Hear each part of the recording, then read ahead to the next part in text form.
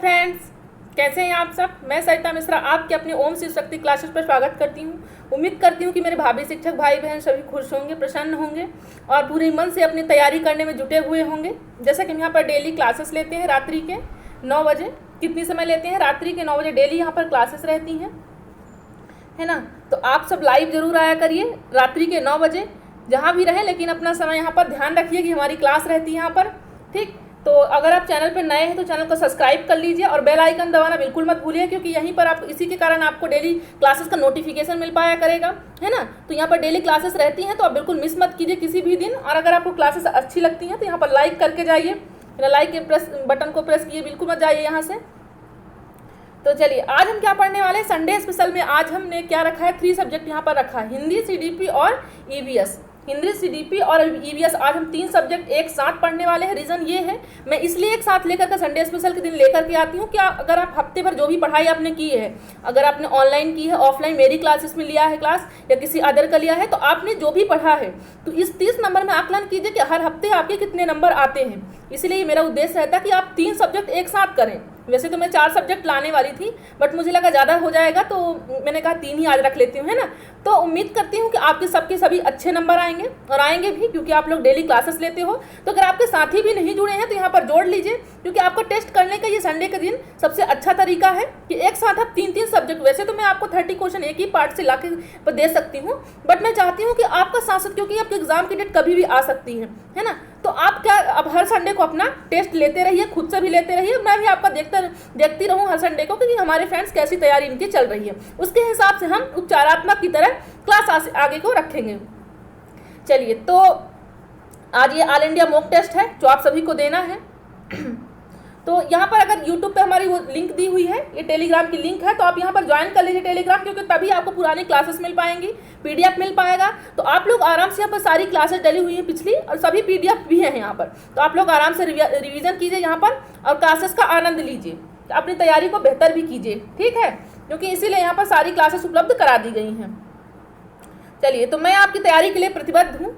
ओम शिव शक्ति परिवार आपका सब प्रतिबद्ध है आपकी तैयारी करने, बेहतर करने के लिए। तो आप सब भी प्रतिबद्ध हो जाइए अपनी तैयारी को बेहतर करने के लिए और अपनी एक सरकारी सीट फिक्स करने के लिए। एक चेयर अपनी बना लीजिए कि मुझे एक चेयर इस बार की वैकेंसी में मुझे बनाना है ना। कि समय चला जाएगा तो फिर व्यक्ति पछतावे के अलावा कुछ भी नहीं रह जाता। तो आपको ये बिल्कुल नहीं करना है, समय का हमको सदुपयोग करना है ना। हमारे बड़े भी यही बताते हैं कि समय का हमेशा सदुपयोग करना चाहिए, क्योंकि समय लौट कर कभी नहीं आता। हर कुछ लौट कर आता है पर समय नहीं आता। तो जिस तरह मैं प्रतिबद्ध हूँ, तो आज आप भी प्रतिबद्ध हो जाइए। कल की क्लास में बहुत खुशी हुई मुझे कि मेरे साथियों ने बहुत हेल्प की मेरी, और बहुत शेयर किया, सभी बहुत सारे फ्रेंड जुड़े हुए थे, है ना। तो मुझे बहुत मनोबल मिला कि मैं अपने साथियों के लिए भी कुछ नया करूँ, क्रिएटिव करूं। तो आज भी उसी तरह से अपना सहयोग बनाए रखिएगा। उम्मीद करती हूं कि बनाए रखेंगे आप, और भी साथियों को जोड़िए जो आपके साथी अभी तक नहीं जुड़ पाए हैं, बाकी साथियों को भी आप जोड़िए। तो चलिए, ज़्यादा बातें ना करते हुए चलते हैं, अपने मम्मी पापा को याद करते हैं, नमन करते हैं, अपनी इष्ट को याद करते हैं, और आज के पहले क्वेश्चन की ओर चलते हैं। क्वेश्चन स्टार्ट करने से पहले, जैसे कि यहाँ पर क्विज होने वाली है कल मंडे को, तो उसकी जानकारी मैं आपको कुछ देर बाद बताती हूँ। तो चलिए पहले अपना यहाँ पर क्वेश्चन सॉल्व कर लेते हैं, फिर बताते हैं कि क्विज में कल क्या स्पेशल होने वाला है, आपका टेस्ट होने वाला है ना। उसमें पुरस्कार भी रहेंगे और आपका एक तरह का आकलन भी रहेगा, आपका व्यक्तिगत भी रहेगा और हमारी तरफ से भी रहेगा। चलिए, तो ज़्यादा समय ना गवाते हुए पहले क्वेश्चन की ओर चलते हैं। क्या कहता है पहला क्वेश्चन? ये पहला 3 पार्ट है, तीनों के 10-10 क्वेश्चन है, 30 क्वेश्चन टोटल यहाँ पर हैं। पहला क्वेश्चन है कि ये हिंदी से है। भाषा अर्जन में बच्चे भाषा को क्या करते हैं, किस तरह से सीखते हैं। बच्चे जब भाषा का अर्जन करते हैं तो बच्चे भाषा को किस तरह से सीखते हैं। अर्जन क्या होता है? अर्जन और अधिगम हमने हिंदी में पढ़ रखा है, पहले ही पढ़ रखा कि अर्जन हमारा स्वाभाविक होता है, क्योंकि हमारे आसपास वातावरण में हमको घर में मम्मी पापा, अपने बड़े भाई बहन, अपने दोस्तों में हर तरह का अर्जन मिलता है ना। अर्जन का मतलब है कि अपने हम उसको अर्जन से कमाते हैं। अर्जन का मतलब है कमाना, मतलब आप तो कमाई कहीं भी कर सकते हैं, है ना। जरूरी तो नहीं कि प्राइवेट ही करो या सरकारी करो। तो एक तरह से ये अर्जन का भी अगर आपको समझ में नहीं आ रहा तो इस तरह भी आप अपना सेंस निकाल सकते हैं कि अर्जन करना मतलब कमाई तो किसी भी तरीके से हो सकती है। बस ये है कि अभी आपको यहाँ पर किस तरह की कमाई करने की तैयारी करनी है, गवर्नमेंट का यहाँ पर तैयारी करनी है ना। चलिए, तो अर्जन आपका स्वाभाविक है और कहीं भी हो सकता है, लेकिन अधिगम की जब बात आएगी तो आपको वो कक्षा में होगा, वो आपके शिक्षण सामग्रियों में, क्लास में होगा, ब्लैक बोर्ड होगा, सारी शिक्षण सामग्रियां भी अधिगम में उपलब्ध रहेंगी। लेकिन अर्जन ऐसा कुछ नहीं है कि अर्जन आपका सिर्फ क्लास में ही हो, वो आपके बाहर भी होता है ना। तो ये रहा पहला ऑप्शन। देख लेते हैं कि बच्चे भाषा अर्जन में बच्चे भाषा को किस तरह से सीखते हैं। कल एक फ्रेंड्स ने कहा कि मैम थोड़ा स्लो पढ़ाइएगा, इसलिए मैं आज स्लो पढ़ा रही हूँ। उम्मीद करती हूँ सभी को ये बात पसंद आएगी, है ना। चलिए तो देखते हैं ऑप्शन क्या कह रहा है कि स्वाभाविक और प्रयासपूर्ण तरीके से सीखते हैं, या सहजता और अभ्यास से सीखते हैं, सहज और स्वाभाविक रूप से सीखते हैं, या अभ्यास और यांत्रिकता से सीखते हैं। अपना आंसर कीजिए। आंसर करने से पहले सबसे पहले आप थोड़ा समय देती हूँ आपको कि शेयर करके आइए, ईमानदारी से शेयर कीजिए, है ना। वैसे आप लोग बहुत ईमानदारी दिखाते हैं, लेकिन फिर भी आज ईमानदारी और भी अच्छे तरीके से दिखाइए, है ना। और आंसर कीजिए क्या होगा इसका राइट आंसर। तो क्या हो जाएगा भाषा अर्जन, ये सहज और स्वाभाविक होता है ना, बहुत डिफिकल्ट नहीं होता, ना कि हमको इसी क्लास की जरूरत पड़ती, ना इसकी ट्रेनिंग की जरूरत पड़ती। जैसे अर्जन का मतलब जैसे आप क्या हुआ कि आप कोई बच्चा अगर क्या है गांव में था, है ना, वो शहर गया तो शहर में उसके दोस्त कैसे, ये तो फिर उसका दोस्त ही शहर से गांव आया, तो उसका दोस्त जिस तरीके से बात कर रहा है तो देखते देखते वो गांव वाला फ्रेंड भी उसका उसी तरीके से बात, मतलब अर्जन किया, अपने दोस्तों से अपनी भाषा वो सीख लिया है ना, अर्जन कर लिया है ना। तो ये हो जाएगा सहज होता है, कोई इसमें डिफिकल्ट नहीं होता। राइट ऑप्शन क्या हो जाएगा, ऑप्शन नंबर सी राइट हो जाएगा। चलिए अपने सेकंड क्वेश्चन की बात करते हैं, देखते हैं क्या है नेक्स्ट क्वेश्चन हमारा। 7वीं कक्षा में पढ़ने वाली रूबी कौन सी क्लास में है, 7वीं कक्षा में है। पढ़ने वाली रूबी कक्षा में सबसे पहले अपना कार्य समाप्त कर लेती है।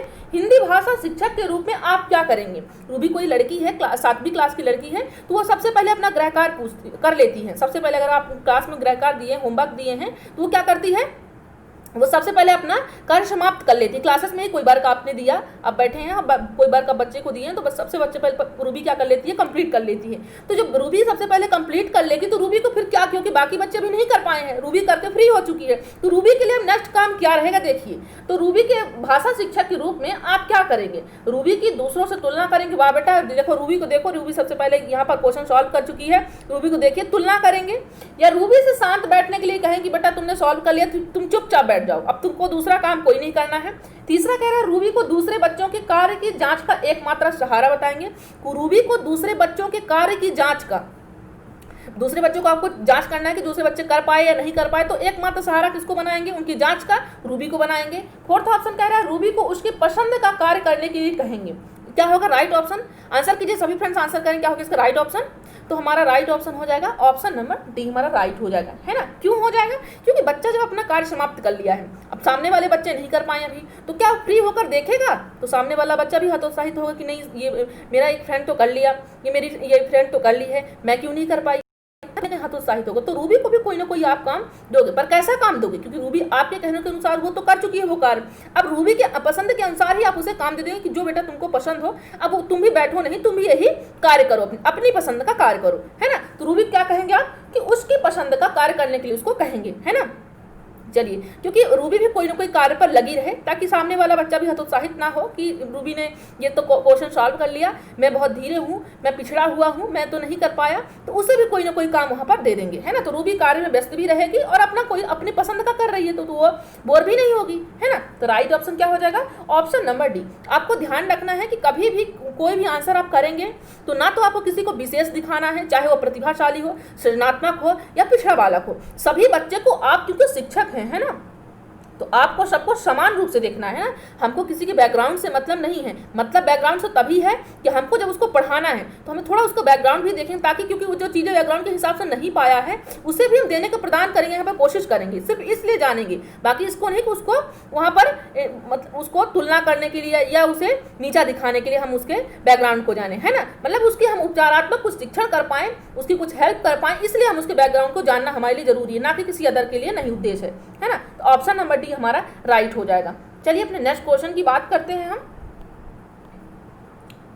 जो बच्चे विशेष रूप से पढ़ने में कठिनाई महसूस करते हैं, इस तरह क्वेश्चन हर बार आता है, ठीक है। तो यहाँ पर क्या कह रहा है कि जो बच्चे विशेष रूप से पढ़ने में कठिनाई होती है ना, पढ़ने में कई सारी कठिनाइयाँ पढ़ने में होती है, लिखने में होती है, बोलने में होती है, तो यहाँ पर किसे प्रॉब्लम हो रही है, पढ़ने में प्रॉब्लम हो रही है, तो वो बच्चे कैसे, किस मतलब कि जो इन्होंने यहाँ पर ग्राफिया है, डिसलेक्सिया है, इनमें से कौन से वो ग्रस्त है बच्चा, बताइए उन्हें उसी को कौन सी प्रॉब्लम है जो पढ़ने में उसे कठिनाई हो रही है। क्या वो डिस्ग्राफिया से ग्रस्त है, या डिसलेक्सिया से ग्रस्त है, या सीखने में अक्षम है, या मंदबुद्धि है। अगर वो चीज़ों को ढंग से नहीं पढ़ पा रहा है या पढ़ने में उसे कठिनाई हो रही है, तो उसे वो कौन सी ग्रसित है, यहाँ पर डिसलेक्सिया है, डिस्ग्राफिया, या सीखने में अक्षम है, या मंदबुद्धि है। आंसर कीजिए सभी फ्रेंड्स, क्या होगा राइट ऑप्शन।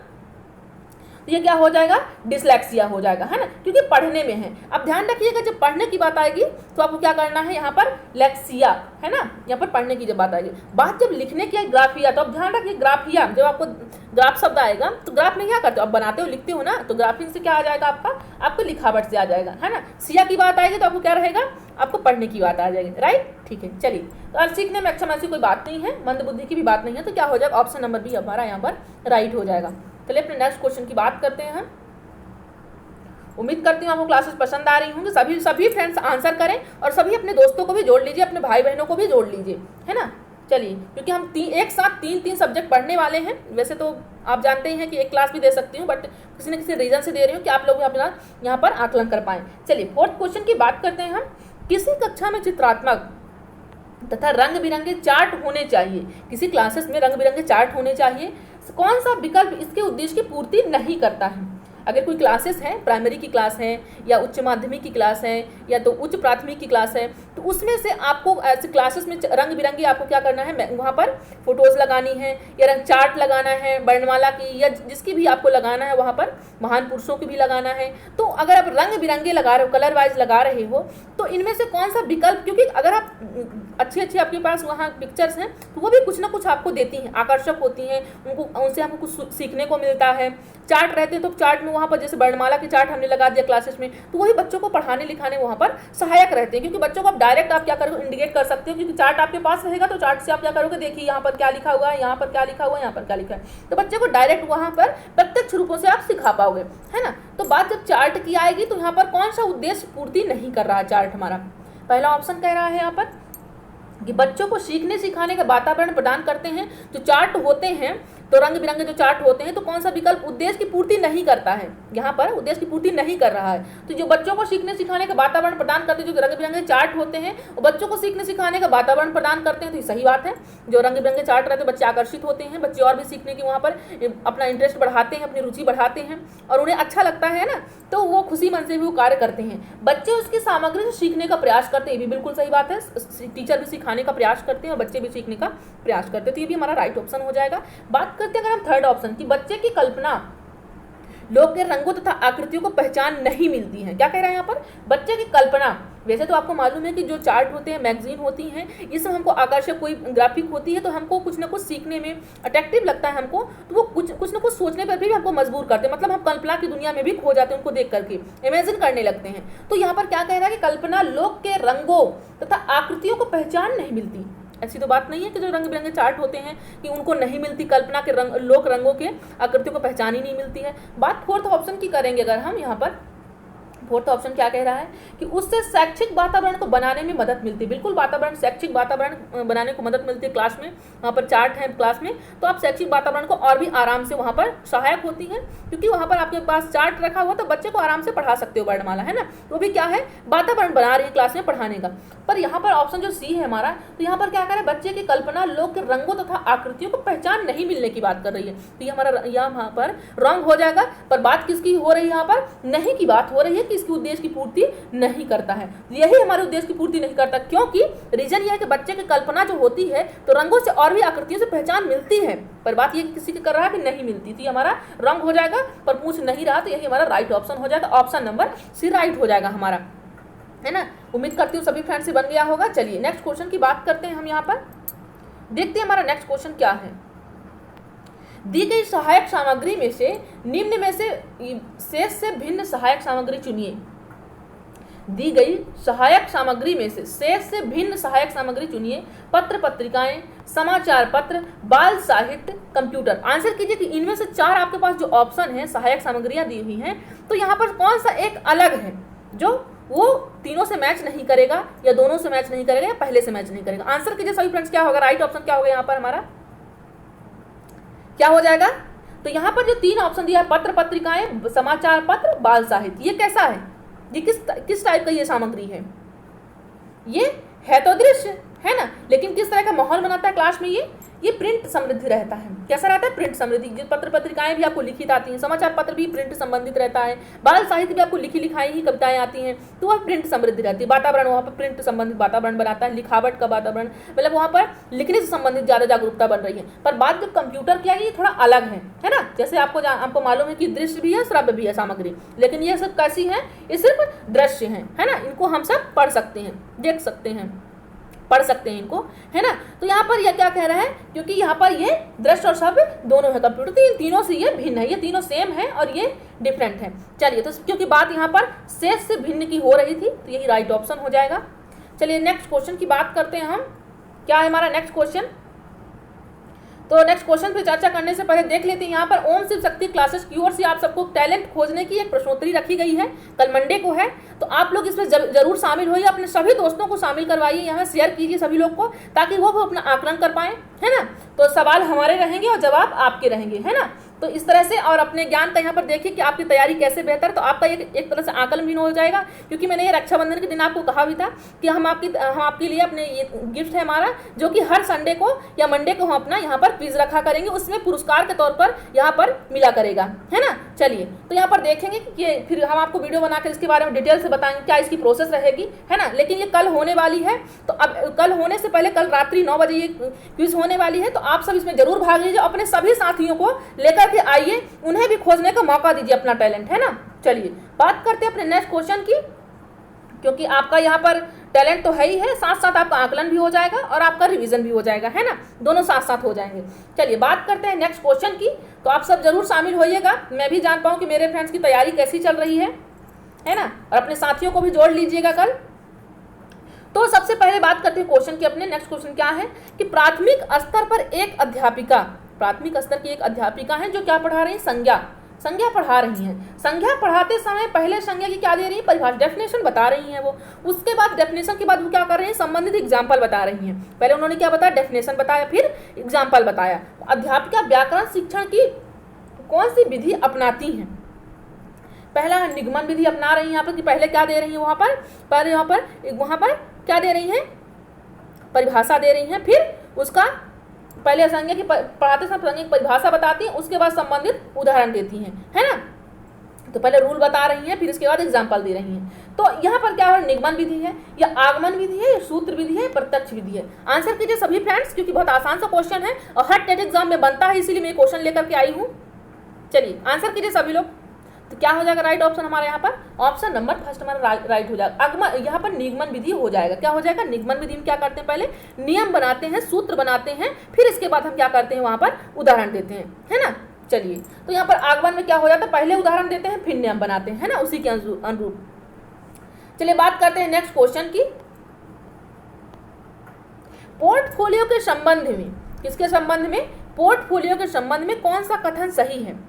जो स्कूल में पोर्टफोलियो बनाया जाता है बच्चे के लिए, बच्चे का होता है वो, वहाँ पर सारा रिकॉर्ड रखा जाता है इसमें बच्चे का, तो उसके संबंध में कौन सा कथन सही है? इस बार से ये जो पोर्टफोलियो शब्द है, तो इनसे जांच सूची है, पोर्टफोलियो है, निरीक्षण विधि है, इन सबसे क्वेश्चन बहुत ज़्यादा बनते हैं, है ना। तो मैं चाहती हूँ कि मेरे साथी बिल्कुल ये सब क्वेश्चन बिल्कुल छोड़ ना पाएँ, आपकी इन पर भी नज़र जाए। वैसे आप मैं भी पूरी कोशिश कर रही हूँ कि आपके एग्जाम से पहले सभी फ्रेंडों के एग्जाम के पहले मैं सारा सिलेबस कंप्लीट करूँ। इसीलिए मैं यहाँ पर रिवीजन के तौर पर संडे में 3 क्लास एक साथ ले रही हूँ। मेरे को बहुत मेहनत पड़ती है, बट मैं बिल्कुल नहीं चाहती कि मेरी मेहनत की वजह से अगर मैं ना करूँगी तो मेरे फ्रेंड्स यहाँ पर पीछे हों। मैं बिल्कुल नहीं चाहती। आप लोग अपना आकलन कीजिए और देखिए आपकी तैयारी कैसी चलती है।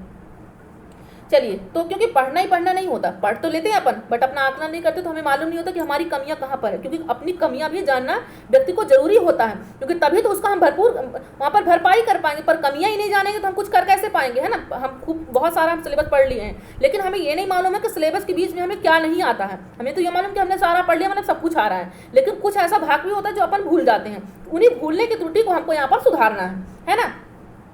चलिए, पोर्टफोलियो के संबंध में कौन सा कथन सही है? पहला ऑप्शन क्या कह रहा है कि इससे शिक्षक के समय की बचत होती है। जो पोर्टफोलियो होता है, शिक्षक के समय की बचत होती है। फिर सेकंड ऑप्शन है इससे बच्चों को लिखित कार्य करने की आदत पड़ जाती है। थर्ड ऑप्शन है इससे बच्चों की क्रमिक प्रगति के बारे में पता चलता है। फोर्थ ऑप्शन कह रहा है कि बच्चे के कार्य को एक जगह संतुलित करना, यहाँ पर क्या है? संतुलित करना प्रमुख उद्देश्य है। पोर्टफोलियो के संबंध में कौन सा कथन सत्य है? क्या शिक्षक के समय की बचत होती है इससे, या इससे बच्चों को लिखित कार्य करने की आदत पड़ जाती है, या फिर इससे बच्चों की क्रमिक प्रगति के बारे में पता चलता है, या बच्चों को कार्य की एक जगह संतुलित करना प्रमुख उद्देश्य है पोर्टफोलियो का। तो यहाँ पर आंसर कीजिए क्या है, तो क्या हो जाएगा right option, option number C हमारा राइट हुई। क्योंकि पोर्टफोलियो हम क्या करते हैं, बच्चे का रिकॉर्ड रखते हैं, तो हम उनके पेरेंट्स को भी दिखाने के लिए रहता है, और हमारे पास भी वो हमेशा के लिए स्कूल में एक रिकॉर्ड के तौर पर वो पोर्टफोलियो इसी नाम से जाना जाता है, मतलब एक तरह का वो रिकॉर्ड है ना, जो बच्चे का होता है। उसके जब से वो क्लासेस में, मतलब फर्स्ट सेकंड जो भी थर्ड क्लास में या फोर्थ क्लास में है, तो सारा रिकॉर्ड बच्चे का शुरू से लेकर अंत तक का उसमें पोर्टफोलियो में इंक्लूड रहता है ना। तो ऑप्शन नंबर सी क्या हो जाएगा, राइट हो जाएगा यहाँ पर। चलिए अपने बात करते हैं नेक्स्ट क्वेश्चन की। उम्मीद करती हूँ आपको समझ में आ रहा होगा, नहीं आ रहा तो आप कमेंट कीजिएगा हमें, क्योंकि लाइव क्लास नहीं तो अभी तो मैं डायरेक्ट, आप अगर कमेंट करेंगे तो मैं डायरेक्ट आंसर नहीं कर पाऊंगी यहाँ से। लेकिन हाँ, क्योंकि लाइव क्लास नहीं प्रीमियर का हम यूज करते हैं, जल्दी हम लाइव क्लास पाने वाले हैं। बट हाँ, अगर आप लोग सहयोग करेंगे तो हम बहुत जल्द लाइव क्लास पा जाएंगे, है ना। तो मैं तो जानती हूँ कि आप सब बहुत सहयोग कर रहे हैं, इसी तरह अपना सहयोग बनाए रखेंगे तो हमें जल्द ही लाइव क्लास मिल जाएगी, है ना। चलिए तो बात करते हैं नेक्स्ट क्वेश्चन की, पर फिर भी मैं कोशिश करती हूँ कि चैट के माध्यम से ही मैं आपका पूरा रिप्लाई कर पाऊँ, है ना। चलिए बात करते हैं नेक्स्ट क्वेश्चन की, भाषा और लिपि के संदर्भ में कौन सा कथन सही है, भाषा और लिपि के संबंध में, है ना। ये भी क्वेश्चन बहुत फेमस क्वेश्चन है, हर टेट एग्जाम में बनते हैं, भाषा और लिपि से क्वेश्चन बनते हैं, है ना। भाषा और विचार, भाषा अर्जन, भाषा अधिगम, यहाँ से क्वेश्चन हर बार बनते हैं। तो भाषा और लिपि के संदर्भ में कौन सा कथन सही है? प्रत्येक भाषा की एक निश्चित लिपि होती है, या किसी भी भाषा को किसी भी लिपि में लिखा जा सकता है, या भाषा की समृद्धि के लिए केवल, यहाँ पर देख लीजिए केवल वर्ड लिखा है, और आपको मालूम है कि टेट एग्जाम में केवल वर्ड हमको, केवल वर्ड है, मात्र वर्ड है, ये सब निगेटिव वर्ड है, ये तो पहले ही आपका रॉन्ग हो जाएगा। केवल के कारण ही आपको ध्यान रखिएगा, शब्द कुछ ऐसे हैं जो कि बिल्कुल निगेटिव है, जल्द ही मैं उसका भी वीडियो देने वाली हूँ आप सबको, ताकि उन चीज़ों को आप ध्यान रखें। अगर आपको आंसर वहाँ पर क्लास में नहीं आ रहा है एग्जाम हॉल में, तो कुछ वर्ड ऐसे रहेंगे ताकि आप कीवर्ड से ही आप उनको आंसर कर पाओगे, है ना। क्योंकि आपको राइट आंसर से करने से पहले आपको रॉन्ग आंसर निकालना पड़ता है, कौन सा रॉन्ग है ना। और जब रॉन्ग निकल गया तो राइट अपने आप मिल जाएगा आपको, है ना। चलिए तो यहाँ पर केवल के कारण आपका ये रॉन्ग हो जाता है। बात करते हैं फोर्थ ऑप्शन की, एक भाषा विशेष को एक लिपि विशेष में ही लिखा जा सकता है। ऐसी तो कोई बात नहीं है कि अगर हम हिंदी यहाँ पर क्या लिख रहे हैं, यहाँ पर हम अनुसार लिख रहे हैं, हिंदी में अनुसार है, इसी को अनुसार को हम क्या कह सकते हैं, हम इसमें स्पेलिंग से भी लिख सकते हैं, इंग्लिश स्पेलिंग से भी लिख सकते हैं, ANUSAR। तो हमारी क्या हुआ, हिंदी भी था, हिंदी में भी अनुसार कहते हैं, इंग्लिश में भी हमने इसको फॉन्ट चेंज कर दिया इसका, है ना। तो ये लैंग्वेज भी हम चेंज कर, तो कैसे कह सकते हैं कि एक लिपि को एक ही लिपि में लिखा जा सकता है ना। तो एक भाषा को एक लिपि में ही लिखा जा सकता, ऐसा तो कुछ है नहीं, है ना। चलिए तो यहाँ पर राइट ऑप्शन क्या हो जाएगा, ऑप्शन नंबर, क्योंकि किसी भी भाषा को किसी भी लिपि में लिखा जा सकता है ना। किसी भी भाषा को किसी भी लिपि में लिखा जा सकता है, क्योंकि जैसे हम बताए अभी पर कि मात्र है, अनुसार है, इन सबको हम हिंदी में अभी लिखी, इसी को हम इंग्लिश में भी लिख सकते हैं, MATRA, है ना। तो ये भी हम इसी इंग्लिश भाषा में भी लिख सकते हैं, तो ऐसा तो जरूरी है नहीं एक भाषा को एक ही लिपि में लिखेंगे। तो यही आपका राइट ऑप्शन हो जाएगा, क्योंकि पूछ क्या रहा है कौन सा कथन सही है। तो सही यही है कि किसी भी भाषा को किसी भी लिपि में लिखा जा सकता है ना। चलिए बात करते हैं अपने नेक्स्ट क्वेश्चन की, क्योंकि ये निश्चित लिपि होती है तो ये तो है नहीं ऐसा कुछ, है ना। किसी एक भाषा में एक ही लिपि में ये भी नहीं है। भाषा की समृद्धि के लिए केवल लिपि ही उत्तरदायी है, केवल वर्ड यहाँ पर तो इसके कारण हो जाता है। तो यही हमारा बी ऑप्शन आपका यहाँ पर बचता है, जो कि राइट है। चलिए अपने नेक्स्ट क्वेश्चन की बात करते हैं, हम देखते हैं हमारा नेक्स्ट क्वेश्चन क्या है आज का।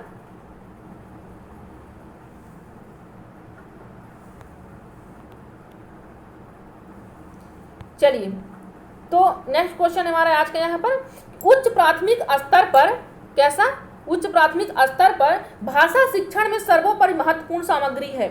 उच्च प्राथमिक स्तर पर हिंदी भाषा शिक्षण में सर्वोपरि महत्वपूर्ण सामग्री कौन सी है। बात किसकी हो रही है, उच्च प्राथमिक की भी हो रही है, यहाँ पर उच्च प्राथमिक की हो रही, प्राथमिक की नहीं उच्च प्राथमिक की बात हो रही है ना। तो यहाँ पर हिंदी भाषा शिक्षण में सर्वोपरि, क्योंकि हम अपन फर्स्ट से फिफ्थ तक तो प्राथमिक हो गया तो अपन तो यूज करते ही हैं, है ना। तो अभी बात किसकी हो रही है, उच्च प्राथमिक की बात हो रही है, 6 to 8 हो रही है। तो यहाँ पर किसकी हो रही है, अब यहाँ पर हिंदी भाषा शिक्षण में सर्वोपरि महत्वपूर्ण सामग्री कौन सी, उच्च प्राथमिक स्तर के लिए हिंदी भाषा में सर्वोपरि महत्वपूर्ण सामग्री कौन सी, क्या अभ्यास पत्रक है, अभ्यास पत्रिका है, या बाल साहित्य है, या अभ्यास पुस्तिका है, या पाठ्य पुस्तक, क्या है राइट ऑप्शन, आंसर कीजिए। आई थिंक सभी को आ रहा होगा यहाँ पर राइट ऑप्शन। तो क्या हो जाएगा right option, option number B, क्योंकि बाल साहित्य ऐसा साहित्य है जो सभी के लिए महत्वपूर्ण है, चाहे वो प्राथमिक हो या उच्च प्राथमिक हो, है ना। क्योंकि इसमें बच्चे में इंटरेस्ट बना रहता है, और काफ़ी आनंद के साथ भी यहाँ पर बाल साहित्य के साथ साथ ही हम नॉलेज भी हमको मिल जाता है राइट ऑप्शन बी हो जाएगा। चलिए बात करते हैं नेक्स्ट क्वेश्चन की। हम यहाँ पर नेक्स्ट क्वेश्चन आज का हमारा क्या है, देखिए नेक्स्ट क्वेश्चन है, समावेशी कक्षा में, कोई एक समावेशी कक्षा है, बच्चों की आवश्यकताओं को पूरा करने में, समावेशी कक्षा में बच्चों की आवश्यकताओं को पूरा करने में भाषा शिक्षण के रूप में आपकी मुख्य जानकारी नहीं है। यहाँ पर समावेशी कक्षा में बच्चों की आवश्यकताओं को पूरा करना है ना, तो भाषा शिक्षण के रूप में आपकी मुख्य यहाँ पर दायित्व क्या नहीं है, जानकारी नहीं है। पहले देख लीजिए यहाँ पर ऑप्शन क्या कह रहा है, आवश्यकताओं को समावेशी कक्षाओं की आवश्यकता पूरा करने के लिए, है ना, आपकी मुख्य दायित्व क्या है, आपकी जानकारी क्या नहीं है की बात की गई। पहला ऑप्शन क्या कह रहा है यहाँ पर, देखिए कि बच्चों की भाषा संबंधी क्षमताओं की पहचान करना। दूसरा क्या, बच्चों की भिन्न प्रकार की दृश्य श्रव्य सामग्री उपलब्ध कराना। थर्ड ऑप्शन क्या कह रहा है, विभिन्न आवश्यकताओं वाले बच्चों के लिए उपलब्ध संसाधनों की खोज करना। फोर्थ ऑप्शन क्या कर रहा है, बच्चों का आकलन करते समय अति उदारवादी होना, है ना। आप क्या हो, एक भाषा शिक्षण के शिक्षक के, आप भाषा शिक्षण के शिक्षक हो, है ना, भाषा हिंदी भाषा के आप शिक्षक हो, और आपको आकलन करते समय आपको सबसे पहले आपको क्या मुख्य जानकारी होनी चाहिए, है ना। यहाँ पर क्या है यहाँ पर राइट ऑप्शन देख लीजिए। यहाँ पर पहला क्या कह रहा है कि बच्चों की भाषा संबंधी क्षमताओं की पहचान करना, ये तो सही बात है, पहचान करना चाहिए। फिर दूसरा के बच्चों के विभिन्न प्रकार की दृश्य सामग्री उपलब्ध कराना, ये भी सही है। विभिन्न आवश्यकताओं वाले बच्चों के लिए उपलब्ध संसाधनों की खोज करना, ये भी सही है, ये भी होना चाहिए। बात किसकी हो रही है, जानकारी नहीं है ना, जानकारी नहीं है, तो यह क्या है ऑप्शन, यहाँ पर राइट ऑप्शन नहीं की बात क्या हो जाएगा, बच्चों का आकलन करते समय अति उदारवादी नहीं होना चाहिए, है ना, कि बच्चा क्या है बैकवर्ड से है, तो मैं उसको अगर मुझसे नहीं भी आया क्वेश्चन तो मैं उसको 10 के बदले 15 दे दूं, है ना, क्या करूं, अगर वो नहीं पिछड़ा वर्ग बच्चा है तो हम क्या करें, उसे 10 के बदले 15 दे दें। तो हमको ज़्यादा उदारवादी नहीं होना, क्योंकि उदारवादी से बच्चा यहाँ पर निर्माण चीज़ों को नहीं कर पाएगा। हम बच्चे कितना भी उसके साथ हम उदारवादी हो जाए, भावनात्मक रूप से जुड़ जाएं, तो वो बच्चा क्या सक्सेस हो पाएगा। हमारा मतलब तो ये नहीं है कि बच्चे को पिछड़ा करा देना, क्योंकि जब बच्चा समझ ही नहीं पाएगा, हम उसे सिर्फ रटा देंगे, ज़्यादा उदारवादी होने के नाते हम उसको क्या करेंगे, चीज़ों को चुपचाप, जैसे बहुत सारे फ्रेंड्स कहते हैं PDF दे दीजिए, PDF मैं दे भी दूँ तो क्या मेरे फ्रेंड्स समझ पाएंगे। क्यों मैं लाइव क्लास लेती हूँ यहाँ पर, क्यों लेक्चर क्लास लेती हूँ, क्योंकि आपको PDF बस पढ़ने से मतलब नहीं है फ्रेंड्स, आपको चीज़ों को कॉन्सेप्ट भी क्लियर करना है ना। तो हमको ज़्यादा उदारवादी भी नहीं होना है आकलन के समय, मतलब समान हो, व्यक्तिगत किसी पे उदारवादी नहीं हो। हाँ, आप प्रेम की भाषा भी रखें वहाँ पर, लेकिन ज़्यादा आपको उदारवादी नहीं होना, इससे बच्चा नहीं सीख पाएगा। चलिए तो राइट ऑप्शन क्या हो जाएगा, ऑप्शन नंबर डी। चलिए बात करते हैं नेक्स्ट क्वेश्चन की।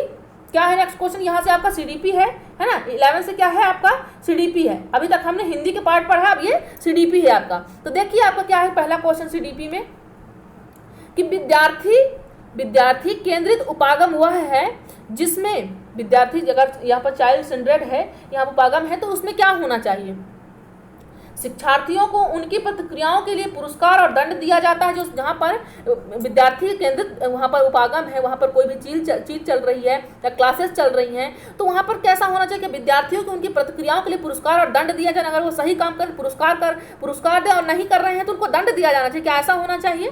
सेकेंड ऑप्शन कह रहा है कि शिक्षार्थी स्वयं सीखने के लिए स्वतंत्र हैं। थर्ड ऑप्शन, शिक्षक याद करने के लिए स्वतंत्र है, या शिक्षकों के मार्गदर्शन के साथ शिक्षार्थियों को अपने स्वयं की समझ का निर्माण करने के लिए उत्तरदायी बनाया जाता है। यहाँ पर शिक्षार्थी उपागम हमको बच्चे को बाल केंद्रित यहाँ पर बनाना है, चाइल्ड सेंटर्ड यहाँ पर हमको रखना है। तो आंसर कीजिए क्या होगा राइट ऑप्शन। देखिए हम दंड तो दे नहीं सकते, बिल्कुल रॉन्ग है ना। और हम यहाँ पर बात जब हो रही है स्वयं सीखने के लिए स्वतंत्र है, ये भी सही बात है, स्वतंत्र होते हैं, बच्चों को स्वतंत्र रखना चाहिए, बांध कर नहीं रखना चाहिए। पर शिक्षक, यहाँ पर शिक्षक की बात हो रही, तो ये आपका रॉन्ग हो जाए, क्योंकि बात किसकी हो रही है यहाँ पर, चाइल्ड सेंटर्ड की बात हो रही है, बच्चे के अनुसार यहाँ पर बात हो रही है। तो शिक्षक याद करने के लिए यहाँ पर कौन अहम है, यहाँ पर शिक्षक। तो हमको हमारा आंसर क्या हो जाएगा, रॉन्ग हो जाएगा। कारण क्या है, क्योंकि यहाँ पर बच्चे की प्रधानता नहीं दी, शिक्षक की प्रधानता यहाँ पर बताई गई है, तो ये आपका रॉन्ग हो जाएगा। शिक्षार्थी स्वयं सीखने के लिए स्वतंत्र, ये बात कहीं ना कहीं सही है, स्वयं स्वतंत्र होते हैं बच्चे, पर ज़्यादा हमको स्वतंत्र भी बच्चों को नहीं छोड़ देना, क्योंकि हमको माध्यम में बीच में बने रहना हमको, है ना। तो क्योंकि बच्चा अगर नहीं समझ पा रहा तो हमको बीच में समझाने के लिए भी जरूरत पड़ सकती है, इसलिए हमको साथ चलना है, बिल्कुल अकेला स्वतंत्र नहीं छोड़ देना है ना। बात जब फोर्थ ऑप्शन की आएगी तो शिक्षकों के मार्गदर्शन के साथ शिक्षार्थियों को अपने स्वयं की समझ का निर्माण करने के लिए उत्तरदायी बनाया जाता है। जहाँ पर चाइल्ड सेंटर्ड होती है, क्लासेस होती हैं, वहाँ पर शिक्षार्थी और शिक्षक दोनों के समझ के निर्माण की समझ के साथ ही क्लासेस वहाँ पर चलाई जाती है। क्योंकि बच्चा यहाँ पर किसी की बात यहाँ पर भी चाइल्ड सेंटर्ड ही हो रही है कि सीखने के लिए स्वतंत्र हैं, लेकिन यहाँ पर शिक्षक भी इंक्लूड है। और आपको मालूम है कि जब साथ साथ कोई कार्य करते हैं तो ज़्यादा आसान हो जाता है, वहाँ पर बच्चा भी इंक्लूड हो उस क्लास में और शिक्षक भी इंक्लूड हो, है ना, तो चीज़ें और भी चीज़ें क्लियर हो जाती हैं। तो राइट ऑप्शन क्या हो जाएगा? ऑप्शन नंबर डी आपका राइट हो जाएगा, क्योंकि यहाँ पर बात समझ के निर्माण की भी हो रही है। यहाँ पर कुछ ना कुछ बच्चा क्या कर स्वयं समझ के क्या कर रहा है, किसी चीज का निर्माण कर रहा है, अन्वेषण कर रहा है, खोज कर रहा है, तो ये ज्यादा आपका आंसर राइट होगा, है ना। चलिए यहाँ पर हमको पॉजिटिव आंसर लेना है। खोज जितना भी आपको जहाँ भी ऑप्शन मिले, ईवीएस हो, मैथ्स हो, हिंदी हो या अदर सब्जेक्ट हो, आपको जहाँ भी खोजबीन करने की बात आए वही आपका राइट ऑप्शन हो जाएगा। ध्यान रखिएगा इन चीज़ों के लिए आप। चलिए बात करते हैं अपने नेक्स्ट क्वेश्चन की। शेयर करते रहिएगा आप लोग, सभी लोग ईमानदारी शेयर करते रहिएगा ताकि कल के क्विज में भी सभी लोग भाग ले सकें, है ना। चलिए, और आज भी अपनी क्लासेस का यहाँ पर संडे स्पेशल में एंजॉय कर सकें। बात करते हैं नेक्स्ट क्वेश्चन की। हम देखते हैं क्या है नेक्स्ट क्वेश्चन आज का। निम्नलिखित में से कौन सा कथन शिक्षक की भूमिका का सबसे अच्छा वर्णन करता है? शिक्षक की भूमिका जो रोल होता है सबसे अच्छा वर्णन कर रहा है, कौन सा ऐसा कथन है जो शिक्षक के बारे में सबसे अच्छा वर्णन कर रहा है? पहला ऑप्शन है शिक्षक को मुख्य रूप से पाठ्य पुस्तकों में दिए गए ज्ञान पर बल देना चाहिए। नहीं, ऐसी कोई बात नहीं है कि यहाँ पर सिर्फ टोटल यहाँ पर पुस्तक पर बल, अब ऐसा नहीं है, क्योंकि बच्चे के ऊपर अब कैसी शिक्षा है, यहाँ पर बच्चे के जो ज्ञान होता है बाहरी जीवन से भी उसको जोड़ा जाता है, सिर्फ पुस्तक पर बल नहीं हमको देना चाहिए। आपका पुस्तक के बल के कारण हमारा यहाँ पर रॉन्ग हो जाएगा ये ऑप्शन।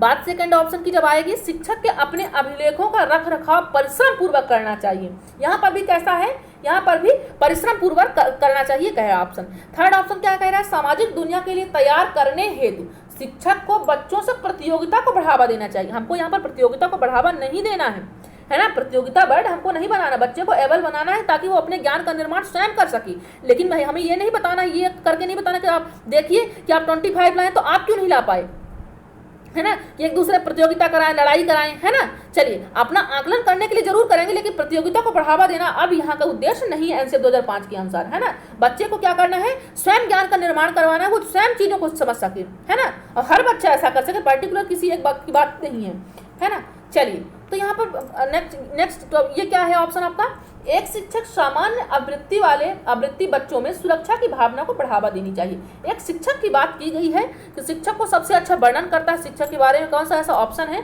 जो शिक्षक की भूमिका को सबसे अच्छा वर्णन कर रहा है, शिक्षक की भूमिका को सबसे अच्छा वर्णन करता है। तो राइट ऑप्शन क्या हो जाएगा, ऑप्शन नंबर डी, क्योंकि यहाँ पर भी बल दे रहा है पाठ्य पुस्तक को, तो ये भी रॉन्ग हो जाएगा। अभिलेखों का रख रखाव परिश्रम पूर्वक कर रहा है, तो ये भी आपका रॉन्ग हो जाएगा, क्योंकि ज्यादा परिश्रम है यहाँ पर अभिलेखों का रख रखाव नहीं करना, रिकॉर्ड रखना बच्चे का कि बच्चे कितने बार फेल हुए हैं, कितने बार पास हुए हैं, उस चीज पर भी आपको फोकस करना कि बच्चा ये पास बार बार फेल हो रहा है, जिसको ज्यादा हमको ध्यान नहीं देना। तो ऐसा कुछ यहाँ पर रख रखाव करके हमको नहीं करना है। बच्चे सामाजिक दुनिया के लिए तैयार करने हैं शिक्षक को प्रतियोगिता को, ये भी हमारा रॉन्ग हो जाएगा। तो राइट ऑप्शन क्या हो जाएगा, ऑप्शन नंबर डी, शिक्षक को क्या करना है, सामान्य आवृत्ति बच्चे में क्या हो, एप्टीट्यूड वहां पर तैयार हो पाए बच्चे में, बच्चों को सुरक्षा की भावना को भी बढ़ावा देनी चाहिए। बच्चे भी को ये लगना चाहिए कि सर हमारी केयर करते हैं, हमें भी समझते हैं, हमारी बातों का भी यहाँ पर मान सम्मान दिया जाता है, उनका भी क्लासेस में यहाँ पर इन्वायरमेंट में हमारी जहाँ पर हम पढ़ाई कर रहे हैं वहाँ भी मौका दिया जाता है, उनकी भी मान सम्मान की बात होती है और उन्हें भी यहाँ पर स्थान दिया जा रहा है। तो बच्चे क्या होंगे, खुश होंगे और अपने ज्ञान को और भी चीज़ों से निर्माण कर पाएंगे। चलिए, तो बात करते हैं अपने नेक्स्ट क्वेश्चन की। बच्चे कक्षा में रुचि विकसित करते हैं। बच्चे कक्षा में रुचि किस प्रकार से विकसित करते हैं, जब क्लासेस कैसी हो, बच्चे की कक्षा में रुचि विकसित करें, कब करेंगे बच्चे कक्षा में रुचि। पहला ऑप्शन कह रहा है कि शिक्षक केवल अच्छे विद्यार्थियों का पक्ष लेते हैं। बच्चे तब कक्षा में रुचि लेंगे जब वहाँ पर शिक्षक क्या करें, केवल अच्छे विद्यार्थियों का पक्ष लेंगे, बाकी विद्यार्थी क्या करेंगे, क्या कोई दूसरा टीचर थोड़ी ना आएगा उनको पक्ष लेने के लिए। तो हमें समान रूप से लेकर के चलना है, व्यक्तिगत किसी पर नहीं चलना है ना, क्योंकि हमारे लिए सभी समान है और हमको समान रूप से सबको लेकर के चलना है ना। चलिए, बात करते हैं सेकंड ऑप्शन की। शिक्षक प्रत्येक विद्यार्थी को भाग लेने के लिए प्रोत्साहित तथा प्रशंसा करता है। प्रत्येक विद्यार्थी को भाग लेने के लिए, यहाँ पर बात किसकी हो रही है, प्रत्येक की, तो ये भी देख लीजिएगा राइट हो सकता है। देख लेते हैं नेक्स्ट क्या कह रहा है, उन्हें गृह कार्य नहीं मिलता है। जब बच्चे क्लास में गृह कार्य नहीं मिलता तब रुचि विकसित करेंगे वो। फोर्थ ऑप्शन कह रहा है ये बड़ी कक्षाओं में अपने मित्रों के साथ बैठते हैं। जब वो अपने कक्षाओं में बड़ी कक्षाओं के मित्रों के साथ बैठेंगे क्या तभी बच्चों की क्लास में रुचि बनेगी। क्या होगा, राइट ऑप्शन कीजिए, मैं तब तक पानी पी लेती हूँ, सभी लोग आंसर कीजिए।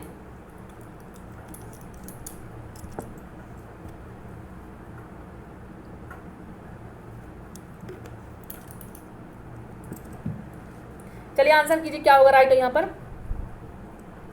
तो राइट ऑप्शन क्या हो जाएगा, ऑप्शन नंबर बी हो जाएगा, क्योंकि यहाँ पर बात प्रत्येक की हो रही है, समावेशी कक्षा की बात हो रही है ना।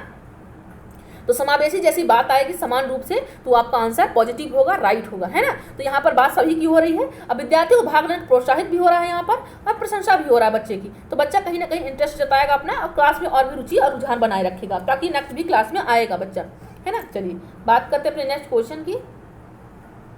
देखते हैं नेक्स्ट क्वेश्चन हमारा क्या है।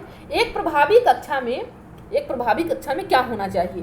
पहला ऑप्शन क्या कह रहा है कि इफेक्टिव जो क्लासेस होती हैं, तो कौन सी क्लासेस होती हैं, उस क्लासेस में क्या होता है।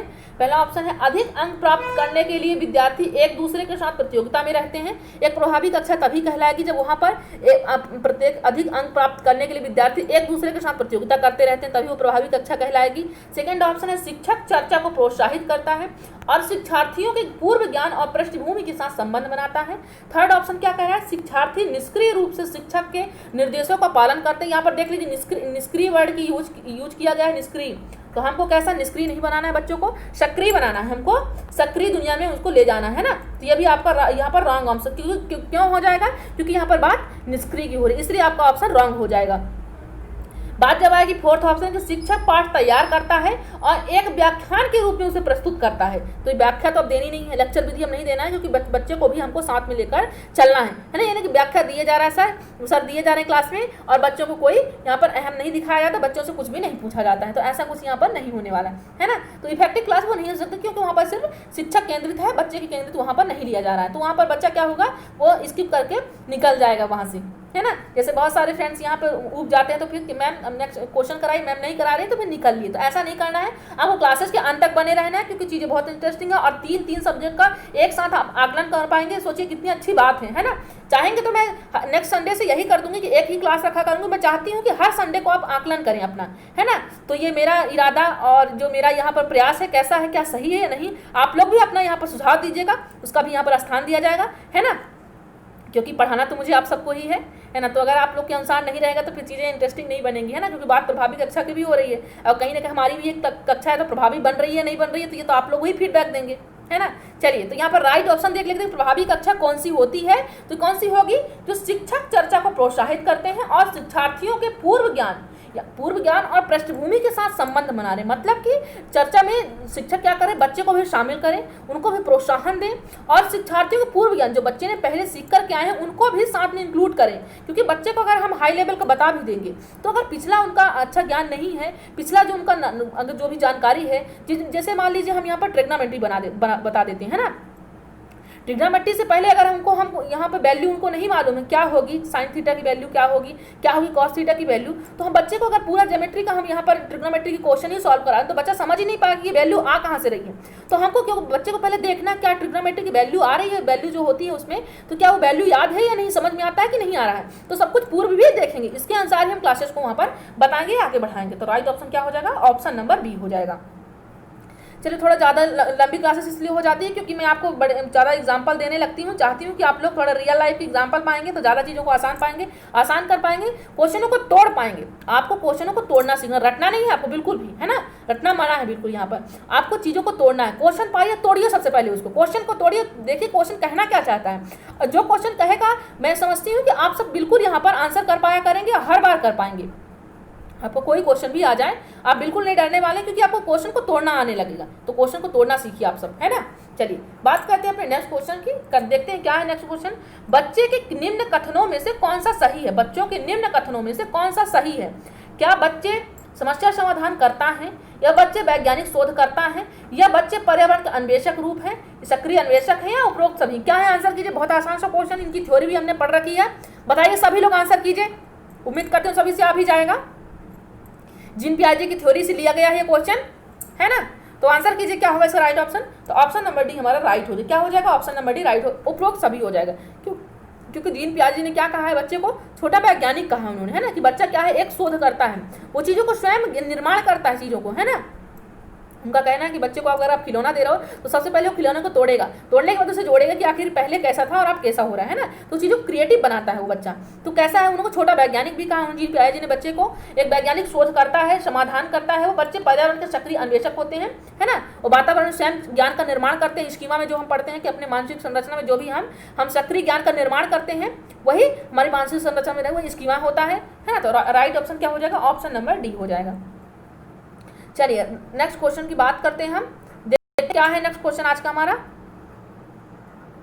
तो फिर से देख लीजिए, जो साथी नहीं जुड़ पाए थे अभी जुड़े हैं, बीच में जुड़े हैं, तो देख लीजिए कि यहाँ पर कल आपको मंडे को यहाँ पर क्विज होने वाली है ना। जो 30 क्वेश्चन रहेंगे उसमें 30 क्वेश्चन में आपको 60% रिजल्ट लाना है। अब वो सभी लकी ड्रॉ में शामिल होंगे। 60% जिनका रिजल्ट रहेगा, जितने साथियों का, वो सभी लकी ड्रॉ में शामिल रहेंगे। शामिल होने के बाद फिर वहाँ पर कल इसके बारे में हम डिटेल में वीडियो भी आपको कल तक मिल जाएगा या आज रात तक ही मिल जाएगा, है ना। तो इसके बारे में हम सबको बता देंगे। लेकिन आपको कल यहाँ पर टैलेंट खोजना, आप सबको भी अपना, है ना, प्रश्नोत्तरी है, टैलेंट खोज का नाम है, टैलेंट खोज प्रश्नोत्तरी, कि अपना टैलेंट देखना है और हमें भी देखना कि हमारे फ्रेंड्स को क्या तैयारी, क्योंकि हमारा मकसद यहाँ पर तैयारी देखना है, उसके अनुरूप हम यहाँ पर शिक्षण करना है ना। चलिए, तो एक तरह से आपका आंकलन भी होगा और यहाँ से आपके रुझान भी बने रहेगी, है ना। हर संडे को रहेगा। हम यहाँ पर आज कल तो ही मंडे को रखने वाले हैं, पर अगर आप लोग कहेंगे तो हम हर संडे को रख दिया करेंगे, है ना। लेकिन ये हर संडे को होगा। अभी कल आपका सीडीपी होगा, तो आज आप लोग सब लोग सीडीपी पढ़ लीजिए। कल भी सीडीपी, क्योंकि ये रात्रि के 9 बजे होगा। ये रात्रि के 9 बजे आपकी ये क्विज होने वाली है। तो आप सभी यहाँ पार्टिसिपेट कीजिए, अपने सभी साथियों को क्लासेस शेयर कर दीजिए ताकि वो भी कल हमसे जुड़ पाएं और वो भी अपना आकलन कर पाएं, है ना। चलिए, और यहाँ पर पुरस्कार भी है ना। तो इसके बारे में हम डिटेल में वीडियो में आपको बताएंगे क्या है इसमें। लेकिन आप लोग यहाँ पर स्किप करके नहीं जाइएगा, तभी चीज़ों को समझ पाएंगे। और अपने सभी साथियों को यहाँ पर आपको शेयर करना है, तभी वो लोग भी जुड़ पाएंगे, है ना।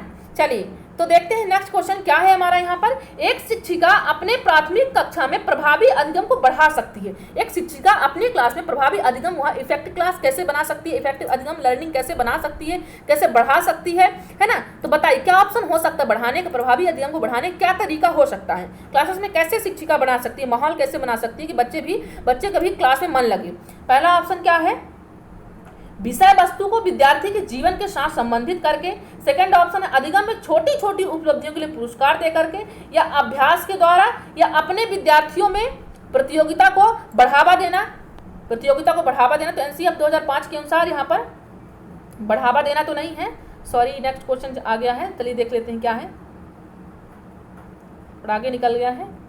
तो देखिए, हाँ, क्वेश्चन क्या था यहाँ पर कि अपने विद्यार्थियों में प्रतियोगिता को बढ़ावा देना है। क्या करना है यहाँ पर, एक शिक्षिका कैसे क्लास को प्रभावी बना सकती है, प्रभावी अधिगम को बढ़ा सकती है, क्या करके ऐसा कौन सी एक्टिविटी करेगी जो क्लासेस में अधिगम बढ़ सकता है। तो यहाँ पर विषय वस्तु को विद्यार्थियों के जीवन के साथ संबंधित करके, क्योंकि यहाँ पर छोटी छोटी उपलब्धियों पुरस्कार देगी हर बार, तो बच्चे क्या करेंगे, फिर पुरस्कार के लिए ही काम करेंगे, है ना। फिर वो क्या करने लगेंगे, वो पुरस्कार के लिए हर बार, क्योंकि उनका मकसद ये नहीं रह जाएगा यहाँ पर कि हमको सीखना है। तो हर छोटी छोटी चीज़ में यहाँ पर पुरस्कार देना सही नहीं है। पुरस्कार देना सही चीज़ है, लेकिन हर छोटी छोटी में सही नहीं है ना। अभ्यास के द्वारा ये भी सही नहीं, क्योंकि अब हमको यहाँ पर रटाना नहीं है बार बार। प्रतियोगिता भी अब एनसीएफ 2005 के साथ नहीं करना है, बच्चे को यहाँ पर समान रूप से देखना है। चलिए, तो यहाँ पर राइट ऑप्शन क्या हो जाएगा, ऑप्शन नंबर है, क्योंकि ये पॉजिटिव आंसर। विषय वस्तु को विद्यार्थियों के जीवन के साथ संबंधित करके रियल लाइफ से आप जोड़ करके बताएंगे तो क्लासेस आपकी कैसी होगी, इफेक्टिव क्लास होगी। बच्चा और भी चीज़ों को ऑब्जर्व पाएंगे, क्योंकि बच्चे जो होते हैं अपने वातावरण के बारे में अगर आप जोड़ करके आप बताओगे तो वो बहुत आसानी से समझ पाते हैं कि हाँ, अगर आप बता रहे हैं पर्यावरण के बारे में कोई चैप्टर पढ़ा रहे हैं या फूड के बारे में पढ़ा रहे हैं, आप बताओ सबसे पहले अपना टिफिन में देखिए आपने क्या लाया है, आपकी मम्मा ने टिफिन में क्या रखा है। पोषण से संबंधित पढ़ा रहे हो, पानी से संबंधित पढ़ा रहे हो, तो आप क्या बताओगे। तो आप पानी से संबंधित से कोई बातचीत करो कि आप अपने रियल लाइफ में कैसे करते हो, बच्चा तो बताएगा, सारा एग्जाम्पल वो बताएगा। जो सही नहीं लगे तो आप उसी एग्जाम्पल से आप बताना कि नहीं आप ये गलत कर रहे हो, सही। हाँ, अगर आपको कोई लेक्चर क्लास दे दोगे तो बच्चे बोर होने लगेंगे, है ना। चलिए, तो राइट ऑप्शन क्या हो जाएगा, ऑप्शन नंबर फर्स्ट आपका यहाँ पर राइट हो जाएगा, है ना, क्योंकि बात यहाँ पर रियल लाइफ की हो रही है। चलिए नेक्स्ट क्वेश्चन की बात करते हैं हम। देखते हैं हमारा नेक्स्ट क्वेश्चन क्या है। सुनने में असमर्थ बच्चा यहाँ पर सुन नहीं पा रहा है, तो असमर्थ बच्चा सुनने में है, उसको सुनाई नहीं दे रहा है। तो ऐसे बच्चे के लिए क्या करना चाहिए क्लासेस में, देखिए पहला ऑप्शन है कि श्रवण असमर्थता वाले बच्चों के विद्यालय में ही भेजा जाना चाहिए, नियमित विद्यालय में नहीं। मतलब कि जहाँ पर सुनाई ना दे रहा हो जिन बच्चों को, उसी क्लासेस में वहाँ पर बच्चों को उसी विद्यालय में जहाँ पर सारे बच्चे ऐसे ही पढ़ रहे हो, जहाँ जिनमें जिस क्लास में सभी बच्चों को सुनाई ना दे रहा हो, ऐसी ही क्लासेस में उसका एडमिशन दिलाना चाहिए। नियमित विद्यालय में नहीं, जहाँ पर सामान्य बच्चे वहाँ पर नहीं देना चाहिए। क्या करना चाहिए आपके अनुसार बताइएगा, क्योंकि ये तो आप सबके यहाँ पर नैतिकता भी है, ईमानदारी भी है और मानवता भी है, सभी कुछ इसमें इंक्लूड है। तो बताइए ऐसे बच्चों को आप सब क्या करेंगे? अगर बच्चा सुनने में असमर्थ है तो क्या करेंगे? क्या आप उसे ऐसे स्कूल में छोड़ देंगे या जहाँ पर सभी विद्यालय सभी बच्चे एक तरह के हों, सभी को सुनाई ना दे रहा हो? सेकंड ऑप्शन है कि नियमित विद्यालय में बहुत अच्छा कर सकता है यदि उसे उपयुक्त सुविधा और साधन उपलब्ध करा जाए। थर्ड ऑप्शन कह रहा है कि नियमित विद्यालय में अपने सहपाठियों के समान कभी प्रदर्शन नहीं कर सकता। ऐसी बात नहीं है, कभी प्रदर्शन नहीं कर सकती, ये चैलेंज आप नहीं कर सकते हो, ये तो बच्चा ही निर्धारित करेगा, है ना, कि आप कभी वो कर सकता है या नहीं कर सकता। आप कैसे कर सकते हो वो कभी नहीं कर सकता प्रदर्शन? क्या पता कल, क्योंकि लास्ट चाबी कब आदमी की लग जाती है कुछ पता नहीं चलता, है ना। असफलता लगते लगते कभी कभी लास्ट में भी सफलता मिल जाती है हाथ में, तो आदमी कुछ नहीं कह सकता कि कब क्या होने वाला है ना। बस आप लगातार कर्म करते रहिए, अपने भाग की चिंता मत कीजिए, क्योंकि भगवान आपके साथ है। कर्म तो आप कर रहे हो ना, फल की चिंता मत कीजिए, भगवान आपके साथ है, वो तो खुद ही आपकी चिंता कर रहे होंगे कहीं ना कहीं, है ना। चलिए, क्योंकि आप कर्म कर रहे हो। तो यहाँ पर सुनने में असमर्थ जो बच्चा है, फोर्थ ऑप्शन हमारे यहाँ पर देख लीजिए कि केवल अकादमिक, देखिए फिर यहाँ पर केवल वर्ड आ गया तो ये भी रॉन्ग ही हो जाएगा आपके, देख लीजिए स्टार्टिंग से केवल वर्ड के कारण, और भी अकादमिक शिक्षा लाभ नहीं उठा पाएगा, उसके स्थान में व्यावसायिक शिक्षा दे देनी चाहिए। नहीं, ऐसी कोई जरूरी बात नहीं कि वो सुन नहीं पा रहा है तो वो सिर्फ वो अकादमिक शिक्षा नहीं उठा सकता है, उसे व्यावसायिक शिक्षा दे दी जाए, है ना। तो राइट ऑप्शन पॉजिटिव आंसर हमारे यहाँ पर क्या है? आंसर कीजिए सभी लोग, क्या है पॉजिटिव आंसर? कि नियमित विद्यालय में बहुत अच्छा कर सकता है अगर आप उसे समावेशी कक्षा में रेगुलर क्लासेस में आप उसे वहाँ पर क्लास में एडमिशन दिलाएंगे और उसे उपयुक्त सुविधा भी प्रदान कीजिए। क्यों? अगर वो नहीं सुन पा रहा तो दृश्य शब्द सामग्रियों का उपयोग कीजिए, टेप रिकॉर्डर का उपयोग कीजिए, और भी बाकी सामग्रियाँ हैं उनका उपयोग कीजिए। ये सामग्री क्यों यहाँ पर उपयोग की जाती हैं? इन बच्चों के लिए ही उपयोग की जाती हैं, ताकि सभी बच्चे समान रूप से यहाँ पर सीख पाएँ, है ना। तो चलिए, तो यहाँ पर समावेशी कक्षा होनी चाहिए। तो राइट ऑप्शन नंबर बी कि बहुत अच्छा कर सकता है अगर नियमित विद्यालय में रहेगा और उसको उपयुक्त सुविधा और साधन भी उपलब्ध कराया जाए, दृश्य शब्द सामग्री का उपयोग किया जाएगा तो बच्चा और भी आसानी से समझ पाएगा। चलिए, तो अपने नेक्स्ट ऑप्शन की बात करते हैं, नेक्स्ट क्वेश्चन की बात करते हैं। यहाँ पर क्या है? बहुत तेजी से तो नहीं पढ़ा रही हूँ, अगर बता रही होंगे तो बताइएगा, नेक्स्ट क्लास में ध्यान रखा जाएगा, क्योंकि आप सभी बताएंगे तभी समझ में आएगा मुझे कि क्या पढ़ाना, भाई किस हिसाब से पढ़ाना है, समझ में आ रहा है। क्योंकि मकसद तो मेरा हमें यही है कि आप लोग समझ पाएँ। अगर बहुत स्पीड से पढ़ा रही हूँ, नहीं समझ में आ रहा तो बताइएगा, है ना। चलिए, इसका भी ध्यान रखा जाएगा। अपने बात करते हैं नेक्स्ट क्वेश्चन की कि बाल केंद्रित शिक्षा शास्त्र का क्या अर्थ है। जो चाइल्ड सेंटर, शायद रिपीट हो गया, रिपीट तो नहीं है लेकिन है समथिंग वही क्वेश्चन, है ना। बाल केंद्रित शिक्षा शास्त्र का क्या अर्थ होता है? जहाँ पर चाइल्ड सेंटर होता है, शिक्षा शास्त्र वहाँ पर होता है, पेडागोगी होती है, इसका क्या अर्थ है? शिक्षक द्वारा बच्चों को आदेश देना कि क्या किया जाना चाहिए। यहाँ पर शिक्षक के द्वारा तो कोई आदेश है नहीं कि शिक्षक आदेश दे और बच्चा चुपचाप सुने, है ना। यहाँ पर आदेश, क्योंकि शिक्षक को क्या एनसीएफ में बताया गया है, सुविधादाता के रूप में बताया गया है कि शिक्षक कौन है बच्चे का? एक सुविधा के रूप में, फैसिलिटेटर के रूप में काम करता है, सुविधा के रूप में, फैसिलिटी के रूप में वो काम करते हैं, है ना। चलिए, तो यहाँ पर सेकंड ऑप्शन कह रहा है कक्षा में सारी बातें सीखने के लिए शिक्षक को आगे होना चाहिए। जो सिखाने के लिए हो, सीखने के लिए हो, शिक्षक को, तो ये तो शिक्षक केंद्रित हो जाएगा, बाल केंद्रित तो है ही नहीं इसमें भी बाल केंद्रित नहीं, क्योंकि यहाँ पर शिक्षक यहाँ पर ज़्यादा आदेश दे रहा है तो शिक्षक केंद्रित हो गया। थर्ड ऑप्शन क्या कहा? निर्धारित सूचना का अनुसरण करने में बच्चों को सक्षम बनाना। फिर क्या है? फोर्थ ऑप्शन क्या है? फोर्थ ऑप्शन कह रहा है बच्चों के अनुभवों और उनकी आवाज को प्रमुखता देना। मतलब उनके अनुभव, उनकी जो अनुभव करें, जो छोटे छोटे एग्जाम्पल बताएं, जैसे आपने कोई क्वेश्चन किया है ना, बच्चे अपना क्या राय बता, जैसे मैं आपसे पूछ रही हूँ कि आप बताइए क्या समझ में आ रहा है या नहीं आ रहा है। क्यों पूछ रही हूँ? क्योंकि पढ़ना तो आपको है ना, तो समझ में नहीं आ रहा तो मेरे पढ़ाने का मतलब क्या है? मैं दूसरा तरीका अपनाऊंगी, है ना। ये तो नहीं कि टाइम पास करने यहाँ पर घंटों घंटों हम लोग आते हैं, हम तो यहाँ पर सीखने आते हैं कुछ ना कुछ चीज़, है ना। क्योंकि मेरा मकसद तो ये नहीं कि आप लोग टाइम पास करो 1 घंटे, क्योंकि लाइफ 1 घंटे बहुत होते मायने रखते हैं। तो मैं चाहती हूँ कि आप लोग यहाँ पर अपनी सीट पक्की कीजिए और ईमानदारी से अपना काम कीजिए और अपनी पढ़ाई कीजिए, क्योंकि हर व्यक्ति, आपके मम्मी पापा, आपके भाई बहन आपसे उम्मीद किए होंगे कि हमारा भाई तैयारी कर रहा है या हमारी बहन जो भी है, तो आपसे उम्मीदें हैं। अपनी उम्मीदों को बरकरार रखिए, और मम्मी पापा तो खासकर उम्मीद रखते हैं, तो उनकी उम्मीदों को तोड़िए नहीं, ईमानदारी से काम कीजिए तो बिल्कुल सक्सेस मिलेगा, है ना। क्यों नहीं मिलेगा? व्यक्तियों को ही मिलता है, हर इंसान को ही मिलता है। लोग कहाँ से कहाँ, जमीन से या चांद पहुंच जाते हैं, तो आप लोग सक्सेस क्यों नहीं मिल सकती, है ना। चलिए, और वो भी टेट एग्जाम में क्यों नहीं, हम तो तैयारी भी कर रखे हैं, डीएड में भी आपने पढ़ रखा है और चल भी रही, क्लासेस भी चल रही है, आप लोग कंटिन्यू क्लासेस में रहिए। इसीलिए मैं तो हर संडे को टेस्ट रख रही हूँ। चलिए, ज़्यादा बातें करते ना हुए, कहीं आप बोर ना हो, इसलिए अपने सेशन की ओर चलते हैं, देखते हैं क्या है इसमें। चाइल्ड सेंटर की जब बात होगी तो बच्चों के अनुभव वहां पर देना होगा। राइट ऑप्शन क्या हो जाएगा? ऑप्शन नंबर डी हो जाएगा, है ना। क्यों होगा? क्योंकि बच्चे के अनुभव वहां प्राथमिकता दी जा रही है, उनकी आवाज को प्रमुखता दिया जा रहा है। तो यहाँ पर बच्चे का सब कुछ यहाँ पर निर्णय, शिक्षा की इसमें कुछ ज्यादा रोल इसमें नहीं है, इसलिए राइट हो जाएगा। चलिए तो अपने नेक्स्ट क्वेश्चन की ओर चलते हैं, देखते हैं हमारा नेक्स्ट क्वेश्चन क्या है। कक्षा तक पहुंचाने के लिए, कक्षा तक पहुंचने वाले बच्चों की जो भोली भाली अवधारणाएं होती हैं उनको जानना क्या जरूरी होता है? कक्षा तक जो बच्चा पहुंच रहा है, अब पहुंचने जो उसकी भोली भाली अवधारणाएं पिछली रहती हैं उनको जानना क्यों जरूरी रहता है? शिक्षक को जानना क्यों जरूरी रहता है? पहला ऑप्शन कह रहा है कि शिक्षक के लिए अपने शिक्षण को अधिक सार्थक बनाने की योजना बनाने में सहायक होता है। जो बच्चे की भोली भाली अवधारणाएं होती हैं जो लेकर के बच्चा आता है स्कूल में, तो क्या क्या सहायक होती है शिक्षक के लिए? यहाँ पर क्या कह रहा है कि शिक्षक के लिए अपने शिक्षण को अधिक सार्थक बनाने की योजना बनाने में सहायक होती है जो उनकी अवधारणाएं होती है। पहला जैसे बच्चे क्या होते हैं, वर्णमाला को घर से काउंटिंग घर से ही सीख करके आते हैं, तो क्या होता है आपको ज़्यादा बेसिक नहीं समझाना पड़ता है ना। प्राथमिक स्तर में ज़्यादा बेसिक टीचर को नहीं बताना पड़ता, क्योंकि बच्चा कुछ ना कुछ उनकी मम्मा उनकी पापा उनको बता करके यहाँ भेजते हैं, तो चीज़ें आपके लिए और भी आसान हो जाती हैं, क्योंकि वो तो कुछ सीख करके ही आता है, उन्हीं चीज़ों को आपको आगे बढ़ाना है ना। तो आपको ज़्यादा मेहनत भी नहीं पड़ेगी, और साथ साथ क्या है क्योंकि वो घर से भी सीख करके आया है।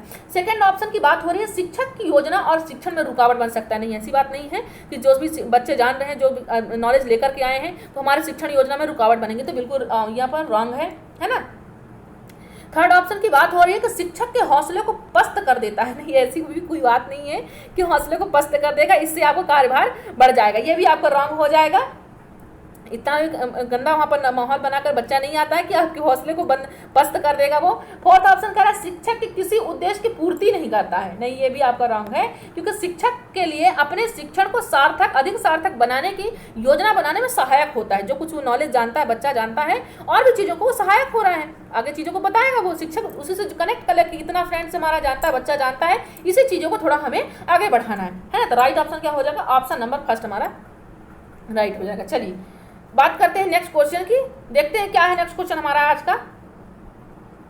वंचित पृष्ठभूमि के विद्यार्थियों को समावेशी कक्षा के तहत है, ये जो क्वेश्चन बना है समावेशी कक्षा से है ना। यहाँ से क्वेश्चन 5 नंबर से बनते हैं, 5 नंबर से समावेशी कक्षा से आपके क्वेश्चन बनते हैं, हर टेट एग्जाम में बनते हैं। तो देखिए वंचित पृष्ठभूमि की जो बच्चा है, बैकवर्ड से बच्चा है, तो वो क्या है यहाँ पर देखिए। पहला ऑप्शन क्या कह रहा है?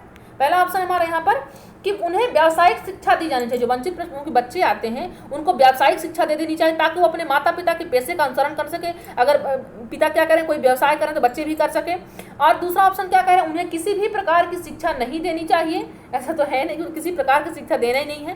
थर्ड ऑप्शन है भिन्न विद्यालयों में शिक्षा ग्रहण की जानी चाहिए, क्योंकि संज्ञानात्मक योग्यताएं अन्य शिक्षार्थियों से मेल नहीं खाती हैं। भिन्न विद्यालय में शिक्षा ग्रहण की जानी चाहिए, दूसरे विद्यालय में शिक्षा ग्रहण की जानी चाहिए, क्योंकि संज्ञानात्मक योग्यताएं अन्य भी शिक्षार्थी से मेल नहीं खा रही। वंचित पृष्ठभूमि से बच्चा आया है तो उसको दूसरे विद्यालय वंचित वाले में ही भेज देने चाहिए, क्योंकि दूसरे बच्चों को डिस्टर्ब कर रहा है, ऐसा होना चाहिए। फोर्थ ऑप्शन क्या है, उन्हें नियमित विद्यालय में डाला जाना चाहिए तथा सभी शिक्षार्थियों की, यहाँ पर बात किसकी हो रही है, सभी की बात। ध्यान रखिएगा, शब्दों पर ध्यान रखिएगा, क्योंकि बच्चा कहाँ से आया है, वंचित पृष्ठभूमि से आया है। तो हमको क्या करना है, बच्चे को वंचित तो अब नहीं, क्योंकि वो आ चुका है वहां से, हमको समावेशी के तहत समान रूप से को सिखाना है और सामान्य बच्चों के साथ सिखाना है। अब बात यहाँ पर भी क्या किसकी हो रही है, सभी की बात हो रही है, मतलब कहीं ना कहीं समावेशी की बात हो रही है, सभी की बात हो रही है। सभी विद्यार्थियों को सामाजिक सांस्कृतिक संदर्भ में उन्हें पाठचर्या अपनाने में सीखने में मदद करने का प्रयास करना चाहिए। क्या करना चाहिए, सभी साथियों को क्या करना चाहिए, सभी यहाँ पर शिक्षार्थियों के सामाजिक सांस्कृतिक संदर्भ में उन्हें पाठचर्या अपनाने में सीखने में मदद करने का प्रयास करना चाहिए। सभी को वहाँ पर ऐसा प्रयास करने से बच्चा भी उस चीज़ों को सीख पाए। सभी साथियों के साथ वहाँ पर इकट्ठा बैठा करके उसे समझाना चाहिए, ताकि जो चीज़ नहीं समझ पाया है बच्चा, सामाजिक तौर तरीके नहीं सीख पाया, तो अपने फ्रेंड के जरिए भी वो चीज़ों को सीख सकता है। तो राइट ऑप्शन क्या हो जाएगा, ऑप्शन नंबर डी हो जाएगा। चलिए अपने नेक्स्ट क्वेश्चन की बात करते हैं, देखते हैं क्या है नेक्स्ट क्वेश्चन हमारा आज का। तो यहाँ से क्या हो जाता है, हमारा ईवीएस आ जाता है 21 से क्वेश्चन से, क्योंकि हमें यहाँ पर 10 क्वेश्चन है, हर बार हमारे 10 क्वेश्चन है। तो ये क्या है, आपका कौन सा पार्ट है, तीसरा पार्ट है आपका ईवीएस का पार्ट है ना। ये कौन सा पार्ट है, ईवीएस का पार्ट है। तो पहला यहाँ पर क्वेश्चन क्या है ईवीएस में, अवलोकन विधि की विशेषताएं हैं, ऑब्जर्वेशन जो मेथड होती है उनकी विशेषताएं क्या होती हैं। पहला ऑप्शन कह रहा है कि अनुभव स्पष्ट एवं व्यवस्थित होता है। जो अवलोकन विधियां होती हैं वो अनुभव वहां पर स्पष्ट होता है, व्यवस्थित होता है, कल्पना का ठोस आधार बनने में सहायक होता है, ये वस्तुओं एवं प्रक्रियाओं का प्रत्यक्ष दर्शन होता है। या फोर्थ ऑप्शन कह रहा है उपयुक्त सभी। क्या होगा राइट ऑप्शन, बहुत सीधा सा क्वेश्चन है, तो आंसर कीजिए सभी लोग, क्या हो जाएगा, राइट ऑप्शन हो जाएगा, ऑप्शन नंबर डी हो जाएगा। क्या हो जाएगा, ऑप्शन नंबर डी राइट हो जाएगा। चलिए शेयर कर दीजिए सभी लोग, एक बार मन से शेयर कीजिए सभी लोग, सभी फ्रेंड्स आंसर यहाँ पर शेयर कर दें। तो राइट ऑप्शन क्या हो जाएगा? ऑप्शन नंबर डी हो जाएगा। चलिए तो नेक्स्ट क्वेश्चन पे चलते हैं, देखते हैं क्या है नेक्स्ट क्वेश्चन। एनसीएफ 2005 के अनुसार प्रायोगिक कार्यों द्वारा बालकों में, एनसीएफ 2005 के अनुसार जो बच्चे करके सीख रहे हैं, तो बालकों में किस प्रकार की वो वहाँ पर वो क्षमता विकसित होती है। जो बालक क्या कर रहे हैं, प्रायोगिक कार्य कर रहे हैं, तो बालकों में किस प्रकार से यहाँ पर विकास होगा। क्या रटने की प्रवृत्ति का विकसित करना उद्देश्य होता है जो प्रायोगिक कार्य वहाँ पर बच्चों को दिया जाता है एनसीएफ 2005 के अनुसार? क्या रटने की प्रवृत्ति विकसित की जाती है, या विद्यालय जीवन की बाहरी जीवन से जोड़ा जाता है, या सैद्धांतिक ज्ञान की कमी की हो जाती है, या उपयुक्त सभी? क्या होगा राइट ऑप्शन? आई थिंक आपको समझ में आ गया क्या होगा कि रियल लाइफ से जोड़ना है। ऑप्शन नंबर बी आपका राइट होगा, क्योंकि जो प्रैक्टिकल करवाते हैं यहाँ, प्रयोग करवाते हैं यहाँ पर, विद्यालय के जीवन को बाहरी जीवन से जोड़ रहे हैं हम, है ना, विद्यालय के जीवन को बाहरी जीवन से हम जोड़ रहे हैं। तो राइट ऑप्शन क्या हो जाएगा? ऑप्शन नंबर बी हमारा राइट हो जाएगा। चलिए, क्योंकि यहाँ पर सैद्धांतिक ज्ञान में कमी नहीं करता है, प्रयोग जो प्रैक्टिकल अपन कर, रटने की प्रवृत्ति को भी विकसित नहीं करता है, क्योंकि रट्टाफिकेशन एनसीएफ 2005 हमको नहीं बता रहा है। रटने की प्रवृत्ति को हमको यहाँ पर हटाना है, रोट लर्निंग से हमको क्या होना है, यहाँ मुक्त होना है, और भी जुड़ना नहीं है ना।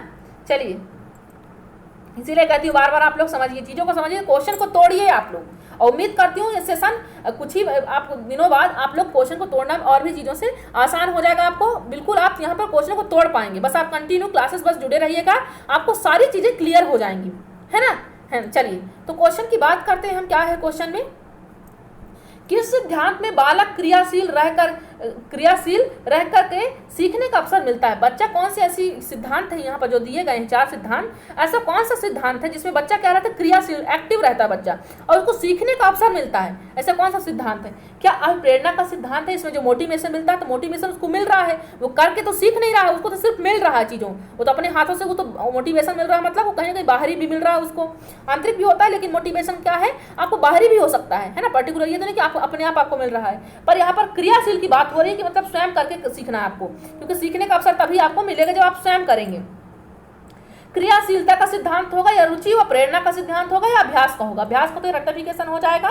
रुचि व प्रेरणा का, रुचि इंटरेस्ट जरूर है कि रुचि होना चाहिए कोई भी चीज में, तभी आप सीख पाओगे, लेकिन यहाँ पर करके सीखने का अवसर मिल रहा है, तो ऐसी कौन सा ऑप्शन हो जाएगा? ऑप्शन नंबर बी आपका राइट हो जाएगा। क्या हो जाएगा? ऑप्शन नंबर बी राइट हो जाएगा कि यहाँ पर क्या होगा, क्रियाशीलता का सिद्धांत हो जाएगा। तो मतलब यहाँ पर क्रिया, कुछ ना कुछ क्रिया हो रही है, यहाँ पर एक्टिविटी, यहाँ पर क्या हो रहा है, गतिविधि हो रही है, तो राइट ऑप्शन क्या हो जाएगा? ऑप्शन नंबर बी हो जाएगा, है ना। क्रियाशीलता हम क्या करते हो, करके सीखो, कुछ चीजों को सीखते हो, है ना, तो ये आपको ऑप्शन राइट हो जाएगा। चलिए अपने नेक्स्ट क्वेश्चन की बात करते हैं, देखते हैं क्या है नेक्स्ट क्वेश्चन हमारा। सभी लोग आंसर कीजिएगा, देखिए आपके कितने नंबर आ रहे हैं, और सभी साथी आज के सेशन में अपने अपना नंबर बता करके जाएंगे, है ना। चलिए, और कल के क्विज के लिए अपना CDP तैयार रखिएगा, कहीं से भी क्वेश्चन यहाँ पर आ सकता है, 30 क्वेश्चन, है ना। चलिए, क्योंकि उसमें आपको 60% आना जरूरी है, वही लकी ड्रॉ में शामिल हो पाएंगे। चलिए तो देखते हैं, क्वेश्चन की ओर चलते हैं कि चर्चा संबंधित कौन सा कथन सही नहीं है।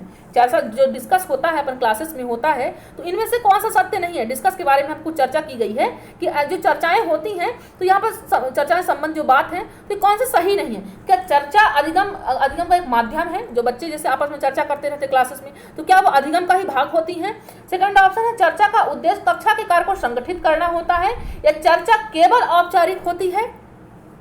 यहाँ सत्य नहीं है की बात ध्यान रखिएगा, चर्चा से संबंधित कौन सा कथन यहाँ पर सही नहीं है, है ना। सही की बात नहीं, सही नहीं है की बात की गई है, ध्यान दीजिएगा इस शब्द पर। चर्चा केवल कैसी होती है, औपचारिक होती है, या पर्यावरणीय शिक्षण की दृष्टि से चर्चा विधि लोकतांत्रिक विधि होती है। क्या होगा राइट ऑप्शन? आंसर कीजिए सभी लोग, क्या होगा ऑप्शन हमारा यहाँ क्या राइट होगा? ऑप्शन नंबर सी राइट होगा। यहाँ पर वैसे भी ध्यान रखिए, केवल शब्द वर्ड यूज हुआ था, तो यही आपका नेगेटिव टर्म्स था, केवल वर्ड यूज हुआ था, तो ये भी आपका नेगेटिव हो जाएगा। और अगर आपको नहीं आ रहा है तो कैसा, केवल शब्द चर्चा केवल औपचारिक, क्यों अनौपचारिक नहीं हो सकती? फॉर्मल इनफॉर्मल दोनों चर्चाएं होती, घर में भी होती है और आपके स्कूल में भी हो सकती है ना। ये तो नहीं, जरूरी तो नहीं है कि आपके सभी स्कूल में ही चर्चाएं होती हैं। और रही बात अधिगम का एक माध्यम है, क्यों नहीं है? जैसे कभी कभी आप क्या करते हो, फ्रेंड से बातचीत करते हो कि भाई तुम्हारा कितना कोर्स कंप्लीट हो गया, कितना नहीं हुआ, तो अधिगम क्लास में आप कभी बात नहीं करने लगते अपन की, अब तेरा कितना चैप्टर कंप्लीट हो गया, मेरा इतना हुआ, तो ये भी अधिगम का एक भाग है। बातचीत करना भी, बच्चे को बातचीत करने देना चाहिए, पर जरूरत से ज्यादा नहीं, लेकिन थोड़ा बहुत बातचीत भी बच्चे को करना, बात करके नहीं रखना चाहिए कि नहीं बोल नहीं सकते, यहाँ पर ऐसे क्लासेस नहीं होने चाहिए। चर्चा का उद्देश्य कक्षा के कार्य को संगठित करना होता है, ये भी कहीं ना कहीं होता है। चर्चा केवल औपचारिक होती है, नेगेटिव टर्म्स था।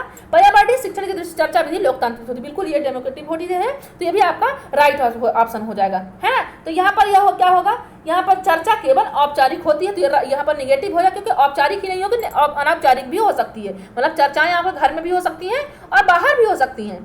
चलिए तो नेक्स्ट क्वेश्चन की बात करते हैं हम। क्या है नेक्स्ट क्वेश्चन, देखिए, सुकरात विधि को किस अन्य नाम से भी जाना जाता है। विधियों से क्वेश्चन हर बार बनते हैं, सुकरात जी से बनते हैं, प्लेटो जी से बनते हैं, थॉर्नडाइक जी से बनते हैं, ये सब बहुत इंपॉर्टेंट हैं। जीन पियाजे जी से थ्योरी से बनते हैं, वाइगोत्स्की जी से बनते हैं, सभी थ्योरी यहाँ पर प्लेलिस्ट में डली हुई क्लासेस, आप लोगों ने नहीं देखी है तो देख लीजिए, है ना, क्योंकि एग्जाम आपकी डेट कभी भी आ सकता है, तो रिवीजन करते रहिए आप लोग। और जहाँ पे आपको समझ में नहीं आ रहा है आप कमेंट बॉक्स में कमेंट दीजिए मुझे, तो मैं बिल्कुल उसका आंसर दूंगी, ठीक। चलिए, तो सुकरात विधि को किस अन्य नाम से भी जाना जाता है, बताइए। व्याख्यान विधि से जाना जाता है, या प्रदर्शन विधि से, या सामाजिक अभिव्यक्ति विधि से, या प्रश्नोत्तर विधि से, कौन सी विधि से जाना जाता है। तो सुकरात विधि को हम कौन सी विधि कहा जाता है, प्रश्नोत्तर विधि भी कहा जाता है। इनकी विधियों को सुकरात विधि, इनके जनक भी कहा जाता है, प्रश्नोत्तर विधि के जनक भी कहे जाते हैं सुकरात जी, है ना। तो राइट ऑप्शन क्या हो जाएगा, ऑप्शन नंबर डी हो जाएगा। सुकरात विधि जो जन्मदाता है कौन है, ये प्रश्नोत्तर विधि के जन्मदाता कौन है, सुकरात जी, है ना। चलिए, तो राइट ऑप्शन क्या हो जाएगा, ऑप्शन नंबर डी हो जाएगा।